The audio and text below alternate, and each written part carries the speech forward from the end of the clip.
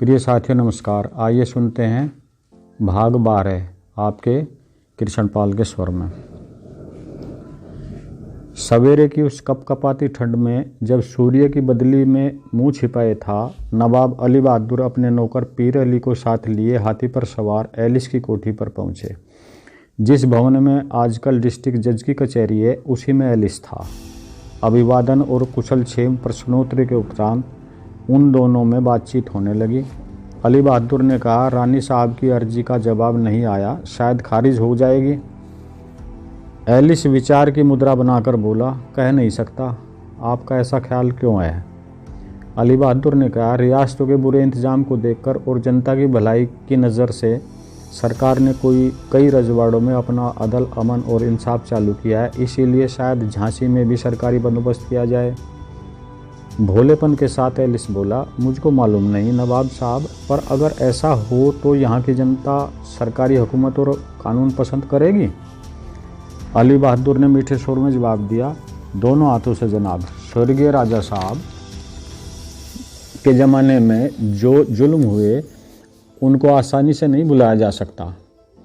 Alice सच्चाई का ढोंग करते हुए बोला, मैंने भी कुछ सुने हैं, जैसे साधारण से अपराध पर लोगों को बिच्छुओं से कटवाना, लेकिन मरने के करीब के ज़माने में कोई शिकायत मेरे कान तक नहीं आई। एलिस नवाब साहब जैसे हिंदुस्तानियों की आंतों तले से बात को निकालने का कैड़ा जानता था, उनकी ओर देखने लगा। बहुत मुस्कुरा बड़े मिठास के साथ अली बहादुर ने कहा, एक मेरी जाति विनती है। एलिस ने प्रसन्नतापूर्वक प्रकट करते हुए कहा, जरूर कहिए नवाब साहब। अली बहादुर, वास्तव में मैं जिस प्रयोजन से एलिस से भेंट करने आए थे, उन्होंने वह प्रकट किया।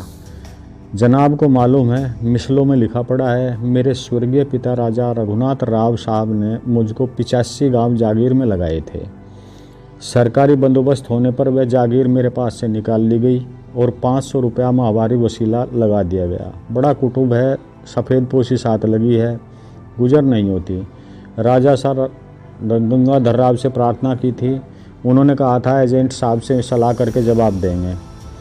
फिर उनका लड़का मर गया और बीमार पड़ गए, बात अधूरी रह गई। अब शासन बदला है, शायद कंपनी सरकार का बंदोबस्त हो जाए, इसलिए मेरी उचित विनती पर ध्यान दिया जाना चाहिए। एलिस बोला, नवाब साहब आप मेरे मित्र हैं, मुझसे जो कुछ सहायता बनेगी करूँगा। आप अर्जी दीजिए, उसमें सब हाल ब्यौरेवार लिखिए। अर्जी चाहे एजेंट साहब बहादुर के पास सीधी भेज दीजिए, चाहे मेरी मार्फत। बहादुर शब्द पर उन्होंने ज़रा ज़्यादा जोर लगाया। नवाब साहब खुश होकर बोले, मैं बहुत धन्यवाद देता हूँ, परमात्मा आपको लाट साहब करे। फिर मिठास में घुलकर कहा, जनाब को मालूम है कि महाराजा रघुनाथ रात वाला महल मेरे कब्जे में रहा है।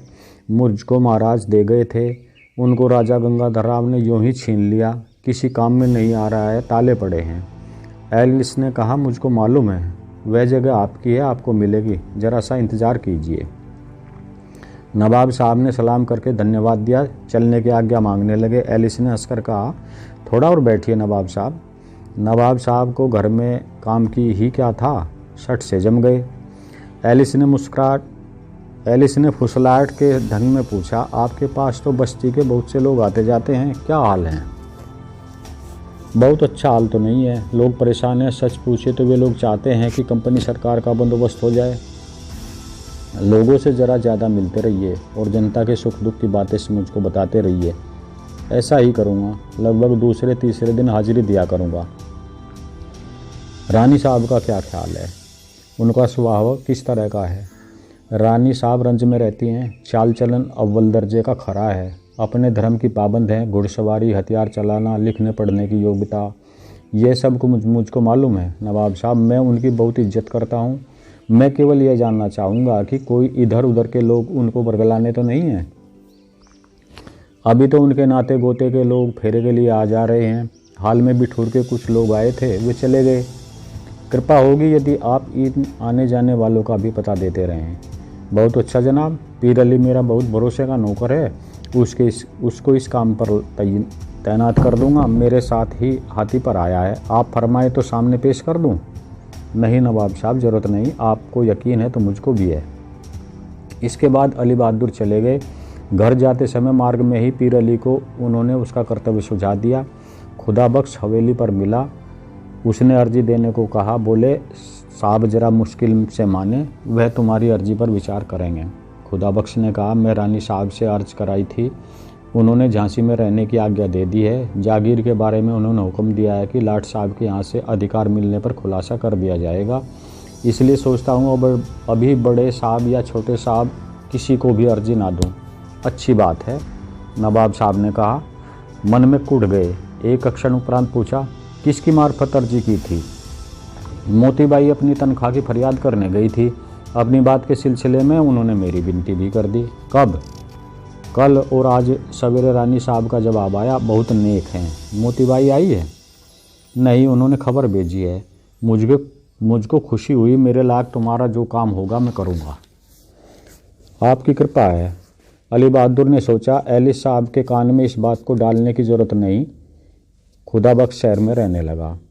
अभी आप 12वां भाग सुन रहे थे। धन्यवाद।